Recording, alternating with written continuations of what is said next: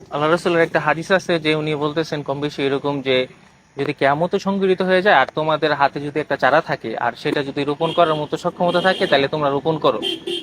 তো কিয়ামতই যদি হয়ে যায় তাহলে তো গাছ লাগানোর কোনো মানে নাই। তো আল্লাহ রাসূল এটা বলার কারণ হচ্ছে যাতে আমরা গাছ লাগানো যে একটা ইম্পর্টেন্ট কাজ এটা যাতে আমরা গুরুত্ব সহকারে দিই।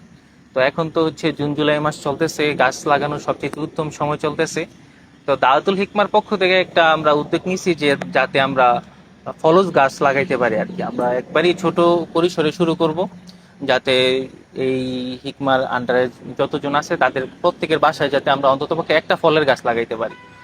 তো আপনারা যারা সচেতন আছেন বা হচ্ছে যারা মনে করেন যে গাছ লাগানো দরকার, এখন বৈশ্বিক যে তাপমাত্রা চলতেছে এখন আসলে গাছের আমাদের বিকল্প নাই, আর গাছের এমন কোনো পার্ট নাই যেটা আমাদের জন্য গুরুত্বপূর্ণ না। আমাদের দাওয়াতুল হিকমার পক্ষ থেকে আপনাদের সবাইকে আমরা আহ্বান জানাচ্ছি যাতে আপনারাও এই গাছ লাগানোতে আগ্রহ প্রকাশ করেন এবং আপনারা যার যার জায়গা থেকে ইনিশিয়েটিভ নেন।